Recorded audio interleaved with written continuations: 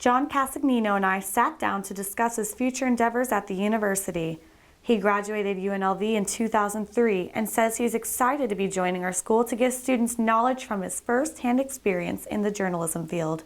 I think the fact that I went to school here, I'm from Vegas, I'm a UNLV alum, I think that was a big appeal for me to take this job. Did you get offered the position, or did you choose to come here?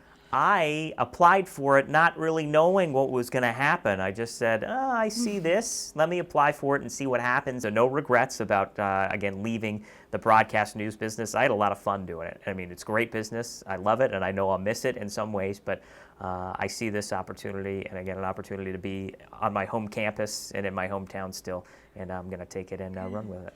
There's been obviously many changes since the School of Journalism used to be taught in FDH. Which ones stick out most to you? Oh my gosh, you got, if that was like, a regular hotel, that's the comparison I use. If the FDH was a hotel, you would be in the Ritz-Carlton in this building here because it is fantastic. The class is centered for students with a strong interest in sports, but all students with an interest in broadcast are challenged to take it. It's going to be sports central. I know the news business from all angles. Really, I've been behind the camera, in front of the camera. I've covered hard news for 7 years as well, so the murders, the death, the destruction, that's something I did as well. It's not my passion. Sports is my passion, but it's a broad journalism class. So no one should be afraid of being tackled by a football player. You're going to teach us and Maybe. make sure we don't get tackled. That I can't teach, so you're going to have to keep your eyes open, eyes in the back of your head. I've actually been run over a couple times myself, so that's just part of the job, growing pains. So what do you want people to call you in your classes or in the hallway? For now, I will probably just stick with you can call me John. And if you try to say my last name, you're going to have to say it correctly, or there could be, point deductions on tests and whatnot. Students can begin enrolling for the spring semester as soon as enrollment dates stroll around. I know it's Journalism 439. That's all I know. We don't really have a name for it, but I can tell you the name of the show and what we're going to center it around. I just kind of came up with it over the weekend. We're just going to call it the Rebel Report. So everything athletics will be on this show that we're going to produce, put together between the students and myself, and it's going to be a lot of fun. I knew I could make an impact on students around campus and also on the community with the athletics programs and what we'll be able to kind of cover and provide for people in Vegas.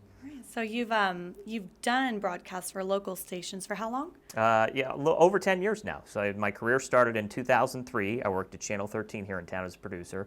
Then I worked in Wyoming. I worked in South Texas for a little bit, and then I ended up at Fox 5 here in town, and I worked there for about 8 years before I decided to make the jump and come over to academia. Good. What interest came first then, journalism or sports? Oh, it's sports first by far.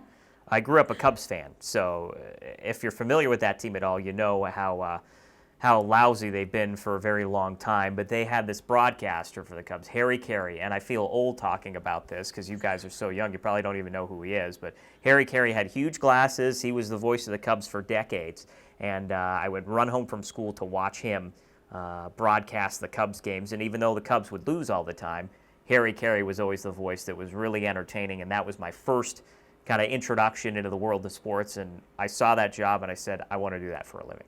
I had nothing like the resources that you guys had, and even graduating in 03, so 12 years ago, we were editing on tape-to-tape VHS machines. You guys don't have any of that. You don't even use tapes anymore. That's how much this business has transformed over the years. But this building is gorgeous, and I'm proud to call it my new home.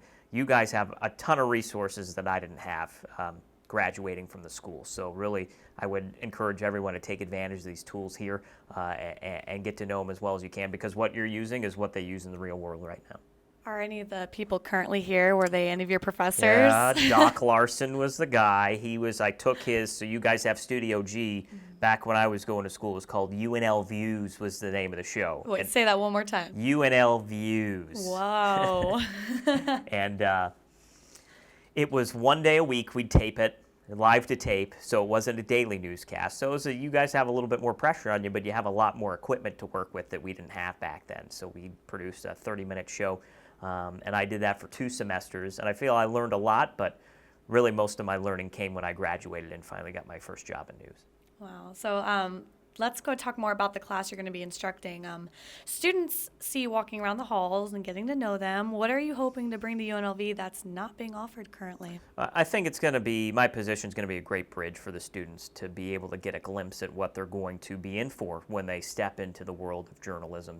If you come to my class and you take my class, we're going to treat this like an actual broadcast, and we're going to have a level of excellence on campus to where, you know, if the story doesn't cut it, it doesn't cut it. I mean, we're going to make sure that we have broadcast quality television put on the air through this. Thank you so much again for joining me. I appreciate it. Yeah, thanks.